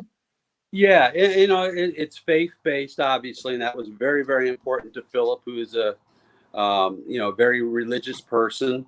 And I'll tell you what, I was talking to this Jake Murphy, who's his quarterback. He's a junior. When I was a junior, I didn't know my butt from my elbow. This kid, he talks like an NFL quarterback. He looks you straight in the eye, gives you good answers. I mean, the level of maturity that you see from some of these young men is unbelievable. I think the school has a whole lot to do with it. It is an absolutely beautiful, huge facility. And they haven't even built it out yet. It's only 6 years old, like I said. Dustin, can you imagine being in high school and being coached by a Philip Rivers? I can't. And that kind of directs me into the question I have for you, Bob. We always see, or not always, but a lot of times we see, NFL players or highly profiled college players go into the coaching ranks, but a lot of times that's at the college or the professional level. How unique is this story in the fact that Philip Rivers, not only he just retired last year and he's getting into coaching and he's doing it at a high school level, having that kind of impact? Well, that was his desire really going a couple of years back. He started thinking about this as far back as when he was in Los Angeles and even in San Diego before that. His father is a Hall of Fame high school football coach in the state of Alabama. And it's something he's always wanted to do. We talked about NFL and college. He's like, man, I don't want to go to college and have to recruit a bunch of 17-year-olds. Hell no. Well, he didn't say hell no because he doesn't use words like that. But heck no. Dadgummit. He has no desire to do that. He would like to do what his father did, and that is retire at St. Michael Catholic High School and win a whole lot of games and maybe a state championship or two. That's all he wants to do. He's got 9 kids at last check. He wants to be home. He doesn't want to be on the road recruiting. He doesn't want to do the NFL thing. So, and Philip has always impressed me as one of those guys who's happy wherever his feet are. And, he told me the year in Indianapolis was one of the happiest years of his life, despite the fact that it was such a challenge with the pandemic going on. He said that his wife never met any of the other players or coaches' wives. It was just a weird situation, but he's very grateful for the opportunity he got in Indy. His decision to retire was his and his alone. He had the impression that they wanted him back for one more year. And he decided after about a week or two after the season ended that he'd had enough, that he'd accomplished just about everything he wanted to accomplish short of winning a Super Bowl or getting to a Super Bowl. and that it was time to move on to the next chapter in his life. And I can see him comfortably doing this because you mentioned the kids. When you have someone that has that many kids, that's a guy with a different mindset. I was watching with patience, man. That's a guy with patience. Elliott Sadler is a guy that's a NASCAR racer that's got out of NASCAR when he was at his peak, but he's got kids, and all he talked about was kids and coaching, and there's just some unique guys like that. I asked him yesterday, I said, how long did it take you to memorize all, whatever he's got, 50 kids on the team? Yeah. He says, dude, I've got 9 kids. Okay. I got a good memory. Yeah, that's funny. But it just shows you he loves doing that. He loves being around that. And you get that from him. It's palpable, which is to their benefit. And man, like I said, we talked to Ray Miller yesterday, and I was just so impressed with how they do things and how these kids come out of there. And there's just some lucky kids there. But so how does he stay motivated, I guess? I guess the kids are enough to motivate him? Oh, absolutely. Look, he's not looking to be an NFL coach. He's not looking to move up in the ranks. Excuse me, he might at some point change his mind. You never know. But right now, they're building a home here in Fairhope, Alabama, which is beautiful, by the way, and hotter in Hades. But they're building a home here. This is where he wants to continue to raise his children. And no, he seems very, very happy with his station in life. And I think he's going to be a great success. He's got some good players. They're playing a 1A team tonight, so they ought to smoke them. But we'll see where it goes. But this is, like I said, you can't underestimate the impact that it made having a father who did this. And to follow in your father's footsteps after a 17-year NFL career, that's pretty cool. So what I'm gathering is, if there was video clips of this would not look like Last Chance U.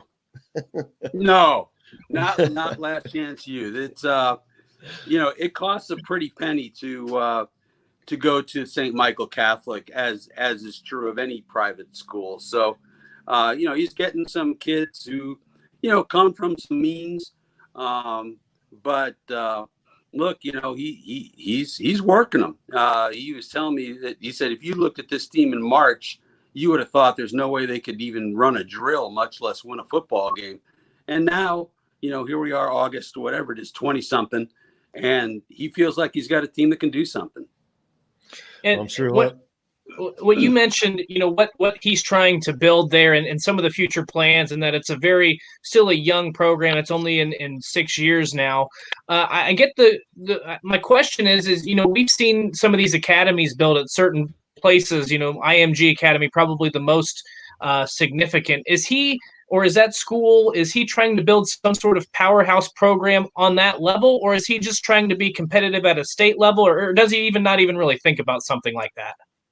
Well, you're going in and out a little bit, so I'll try to answer what I think your question was. But yeah, he wants to do what his dad did, and his dad, unfortunately, I mean, he's in the Alabama high school football coaches Hall of Fame, but he never won a state championship. But he always told Philip, what my trophies are, and he would open a desk drawer, and there would be hundreds of letters from players who played for him over the years, who've gone on to have families and find satisfaction in their work. And he's like, those are my trophies. And I think, while Philip, him, he wants to win at checkers. He wants to be that guy who retires, who at St. Michael Catholic, win enough games, maybe win a state championship, but mostly forge those relationships with kids who are at that age where they're very malleable and you can really have an impact on their lives. I saw with the Colts, changing subject a little bit, that Eason will start the final preseason game. And But good news for Colts fans that the Wentz is expected. I was reading your piece that if all things go the way they look right now, he will be ready for the opening game. Oh, absolutely. You could not be out there Monday and Tuesday and watch him and come away with any other conclusion. He looked fabulous. And the fact that he practiced 3 straight days, Monday, Tuesday, Wednesday, before they broke camp, tells you that foot's in a good place. So, how amazing is that? I mean, gosh, I know that medicine has gotten so much better, but gee whiz. Yeah, it was supposed to be 5 to 12 weeks, and it was 3 weeks, and he was back out on the field 3-4 weeks, something like that. So he's in a good spot. It would have been nice to have gotten him more time with the starters. It would have been nice to get him in a preseason game for a couple of snaps. I don't expect him to be a world beater right out of the gate. But Phillip Rivers wasn't either. Phillip Rivers really struggled early, and you remember them losing to Jacksonville, 1-15 Jacksonville on opening day last year. So I think there'd be some struggles early on, but I think over time, this is going to be a pretty good football team. I love their running game. I love their offensive line. Their defense is very, very good, especially with Banagoo and the other kid, Kwity Paye, coming on strong. So I think they're going to be a really good team. Their special teams is excellent. So I think this is a team that very easily could win 11 games and get back in the playoffs. And getting Carson Wentz back has got to be a morale boost for the entire team with all the uncertainty. You could see it at practice on Monday. There was just there was a spirit to them. I mean, there was a jump. They had a jump. To have your starting quarterback back is a great relief for all of them. And I think they're all excited to have Carson back. And I'll tell you what, watching Monday, to watch Carson work side by side with Jacob Eason and Sam Ehlinger, and God bless those two guys. But man, there's no comparison. I mean, you see an elite talent versus two guys who are just trying to make their way. And Carson looked really, really good. I think for a long time we were grading on something of a curve, with Ehlinger and Eason. But once you get this guy back, you see just, the difference in arm talent and everything else. And he's looked excellent at practice so far. And it's scary that there was serious thought on which one of these guys would have been the starting quarterback for the Colts going into the season. Mortifying. Mortifying is the word I'd use. Oh my God! Scared the hell out of me thinking about those two guys. Seattle blitzes. I think Stephen Holder had this in his story. They blitz like 35% of the time. I think it would have been about 89% of the time against one of these two guys. They blitz off the bus, and that potentially could have been very ugly. So I'm glad Carson's back, and like I say, I think they're going to be a pretty good team. Hey, just real quick, when we get a second, if we have a second, let's talk absolutely. A little bit about Robin Miller. Please, on the heels of losing Bob Jenkins, it's amazing that those two guys pass so close together, both with such an imprint on the auto sports world. Very different. But what an impact, and obviously it's someone you worked with, knew closely, Robin Miller. I did.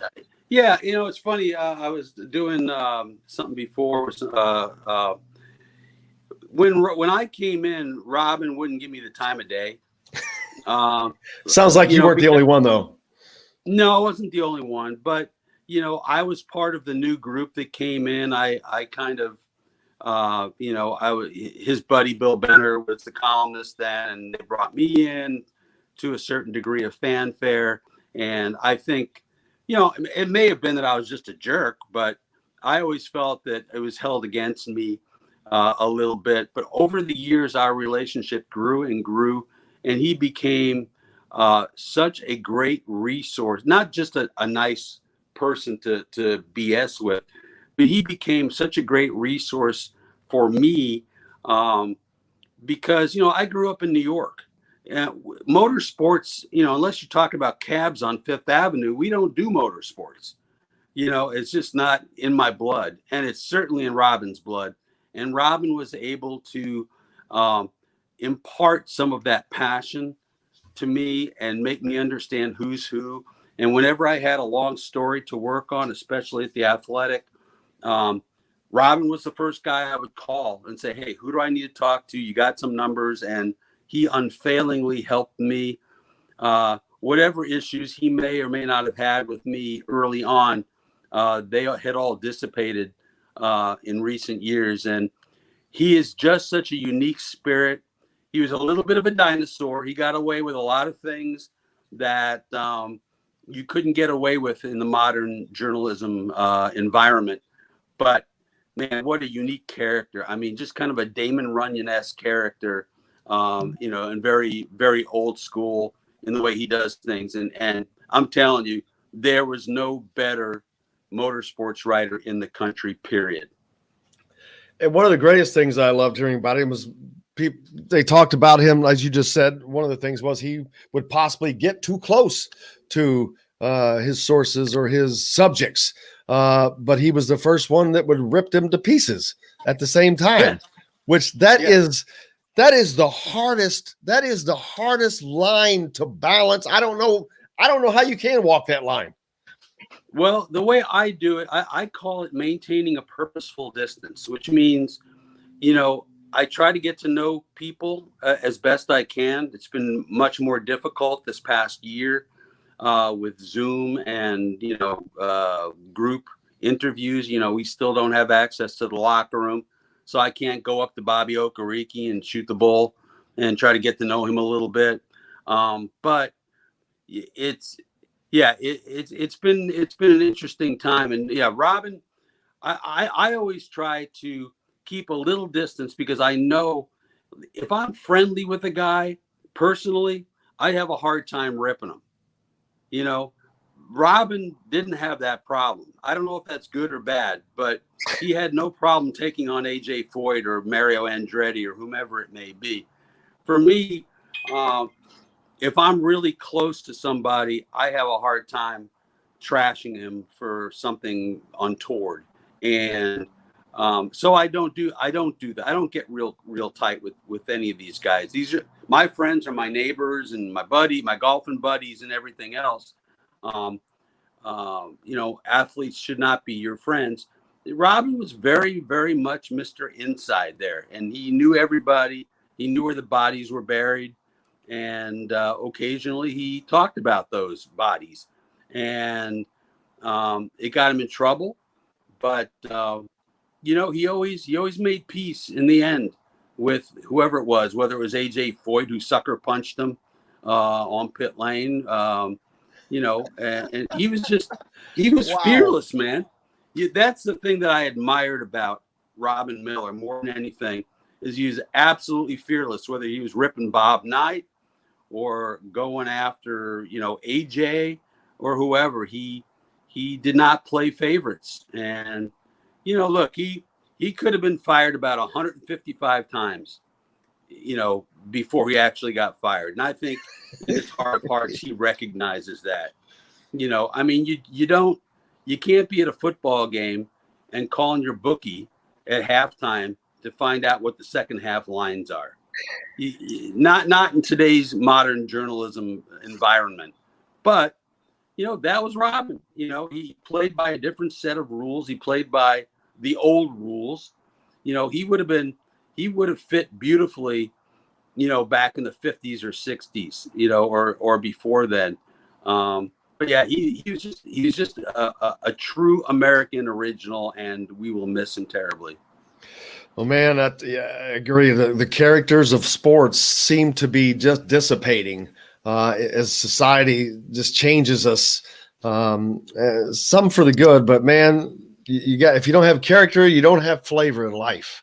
Exactly. You gotta have those characters. Those characters add the flavor of life, and without them, it's a little boring, and life will be a little more boring without people like Robin Miller.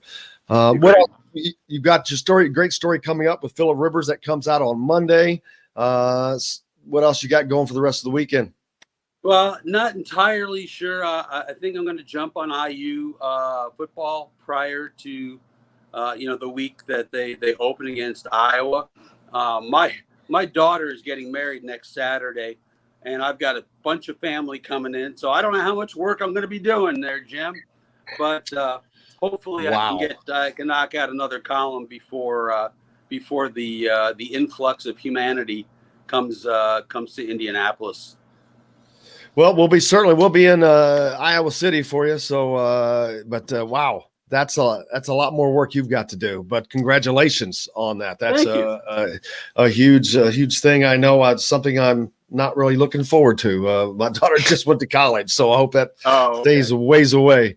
Two weddings in 2.5 years. So, if you want to make a contribution to the Bob Kravitz Wedding Fund. Yes. The wedding fund. That would be awesome. I'd appreciate that. The Bob Kravitz Wedding Fund. Thank you, brother. I appreciate you so much. All right, buddy. Be good. Have a great rest of your weekend. Brought to you by Psalms Family of Restaurants. If you're in the Indianapolis area, make sure you hit up one of the Psalms Family of Restaurants, Big Lug Canteen, Psalms Bar and Grill, Psalms Haven, even down here at the clubhouse to Eagle Point. We're back with more Indiana Sports Beat Radio right after this. We'll be right back to the Golf Club at Eagle Point Studios for more Indiana Sports Beat Radio with Jim Coyle, presented by Andy Moore Honda of Bloomington. Hey, Hoosier fans. Oh, man. There's a football availability today, Dustin. Football availability? Yep. That for IU. Oh, nice. The running backs, like immediately after our show, unfortunately. Unfortunately. Well, because you can't get down there? Actually, yeah, it starts in like 5 minutes before we end, I think. I got to go back and look at the.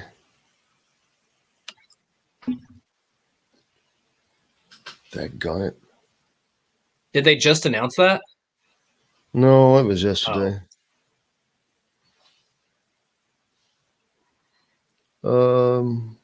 There we go. Upcoming availabilities. Thursday, approximately 11 a.m. McCullough, Stephen Carr, Baldwin, Thomas Allen. Yeah, but there's a Zoom. If are you not on Jeff Kegg's? You need to get on. I'll have to check. I think I'm on all of them, but some of them go to my junk, so I'll have to check.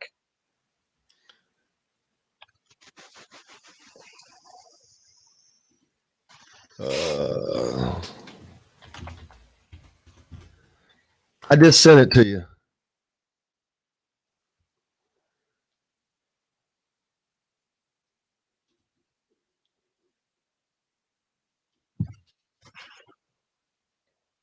I'll have to jump on there as soon as we're done.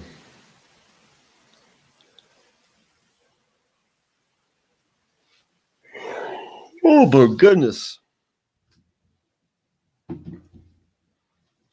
Tomorrow, Jalen Hood-Schifino, hopefully. And then Mike Farrell. I think that's his name. Oh, yeah. And Alec. And then I don't know who else. I know you said you might reach out to Verdell. Alec.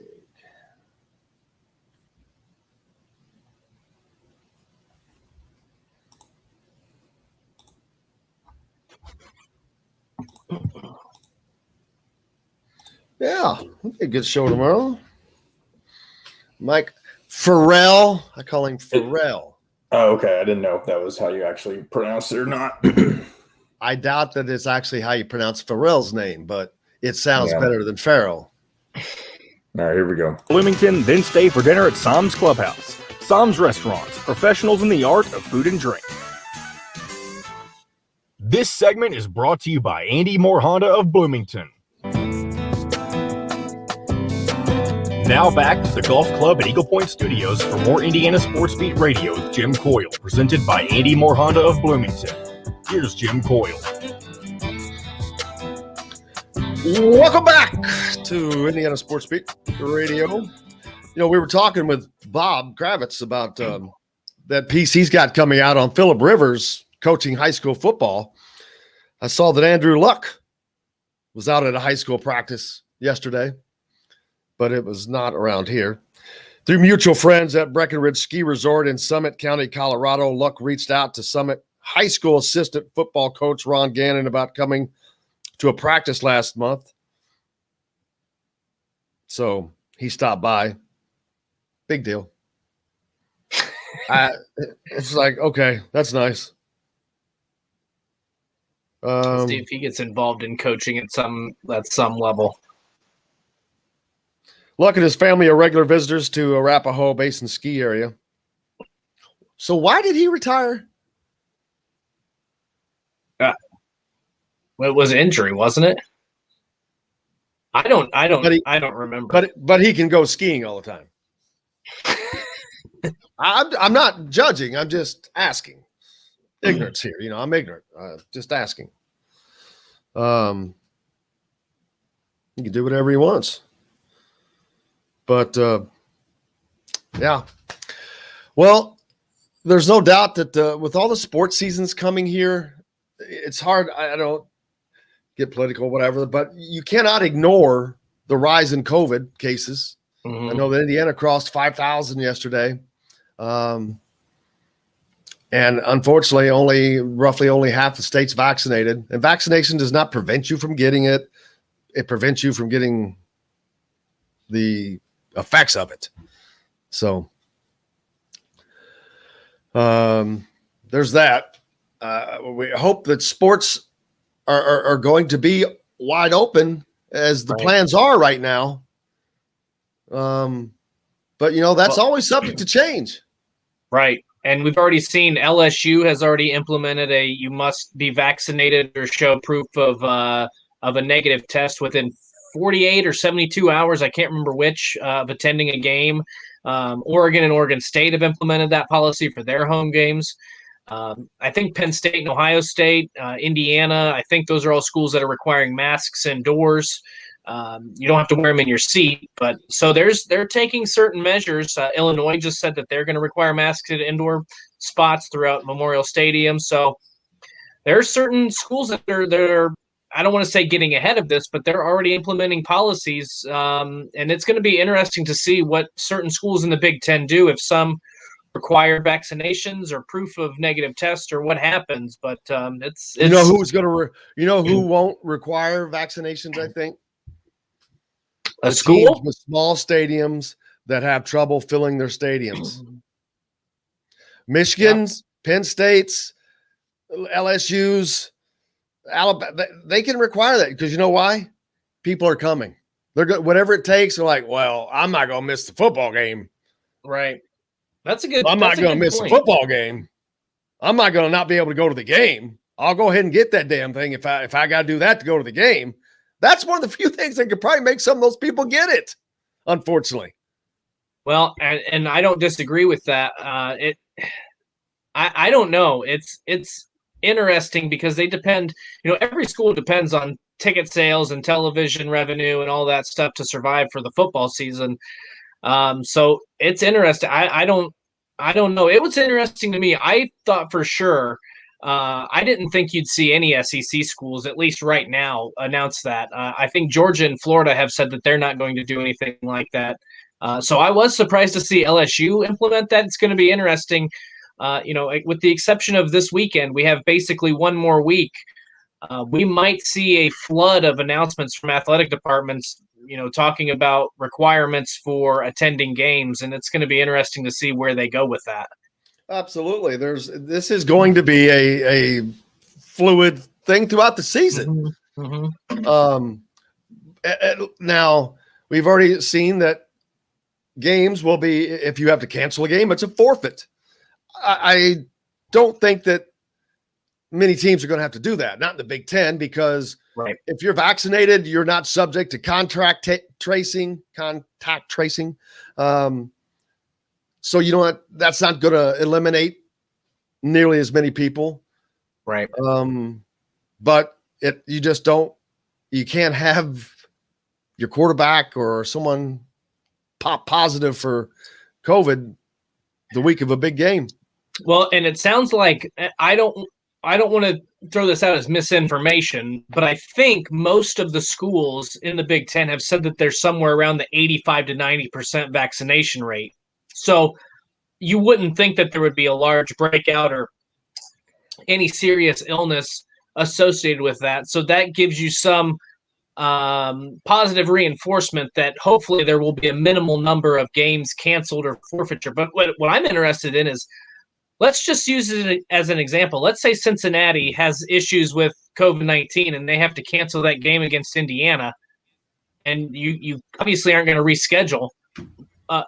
What's Indiana going to do with that ticket policy? Are they going to be a refund, or how is that going to work? I mean, that's the interesting thing to me. Hopefully you don't have to worry about that. But refund. Or do you get a credit maybe for a basketball ticket or for for next year's season tickets? That's going to be what's interesting to me is if a team does have to cancel, what does the home team do in terms of tickets? That was my imitation from Breaking Away. Apparently, you're not a Breaking Away fan. I don't know what Breaking Away is. Oh my God! I thought you were from the state of. Is it a movie? Wow, you're about to be slammed. You're about to get slammed in the comment section. All I'm gonna tell you is you're probably about to be slammed. Well, I've seen Hoosiers and I've seen Rudy. I thought that was good enough. But you're from Indiana, dude. I've seen Blue Chips too. What is this was made before? Is this a sports movie? I have no idea what it is. Is it a sports movie? I'm sitting here in a little bit of shock, so mind me while I gather myself. I don't know that I would call it a sports movie, although it is based on a sport. Hey, I got somebody that agrees with me. He's a student. I have no clue either. He's a student. Thank you. He is a student. That doesn't count. No, it counts. If somebody's on my side, it counts. I bet John doesn't know what it is either. No. That would be correct. He went to Western Kentucky. Okay, well, that's two on my side. It's that. Just stop the madness. That's because he's surprised. Breaking Away is that another quote from a movie that I don't know? No, but it's built around the little 500. Wow, I'm just in shock. It's a bicycle movie. Pete says pull the plug. Pete says just pull the plug. It's over, man. They're going nuts on you. It's not a bicycle movie. It's built around the little 5. But I pulled it up, and there's somebody riding a bicycle on the cover. That seems to me like it's a bike movie. I said it's built around the little 500, but it's not. It's the stories about the Cutters, the local guys. It's the little man against the big guy. It's the story of the Cutters in Bloomington, and just oh man, David against Goliath. There's the love interest in it. Oh man, Dennis Quaid's in it. Am I gonna have to go to Blockbuster and rent this on VHS? Yeah, probably. Oh man, dude. He missed you. I don't know what that one means. Missed you again.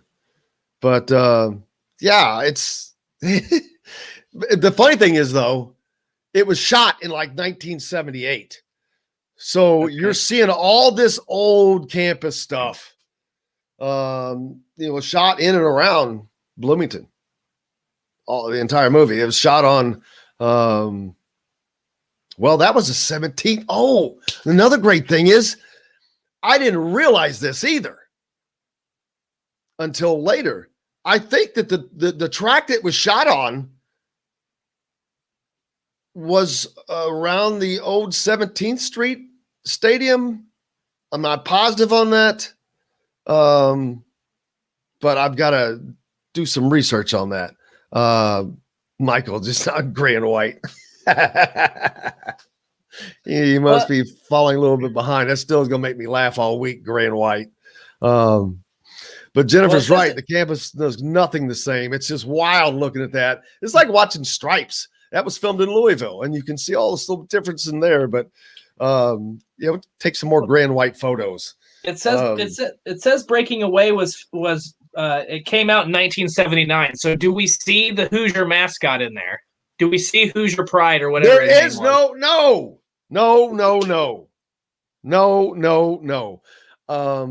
But now I'm trying to think.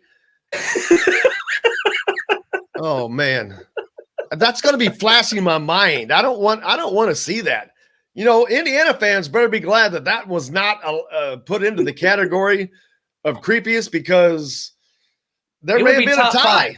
Yeah, it would be a top 5's, but it would be a tie with Purdue Pete. I promise you.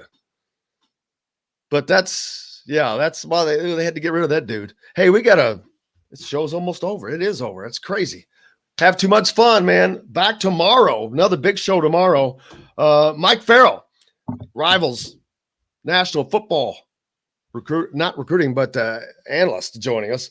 Alec Lasley, we're going to talk about some basketball recruiting and hoping to have Jalen Hood-Shafito on with us as well, Indiana's newest commitment on the basketball side of things. But cannot thank you guys enough today. I hope everyone goes out and gets themselves a nice gray and white photo, family photo made, and has lots of fun. Is that really that funny? It is really that funny, because I have never one time in my life ever heard it referred to as a gray and white photo. Never, ever, ever, never, never, ever. And I'm just going to have that all day to go with. And I'm like, hey, you should get a gray and white photo. It's going to be my new term, man. Thanks. Most importantly, thanks to you guys. Without you all, we have nothing to do, and you all make it so much enjoyable to be here. That's why I was saying refund. You got to watch the movie. Gee whiz. We're going to have to make Dustin Schutte watch Breaking Away now for his penance. But big thanks to him as well, of course. And Bob Kravitz, our good friend, as well, coming to us live. Make sure you check out his story he's got coming out on Phillip Rivers. It's a good one. John, the producer, as well. So, man, until tomorrow, I hope you guys have a great rest of your day. I'm Jim Coyle. I will see you on the radio.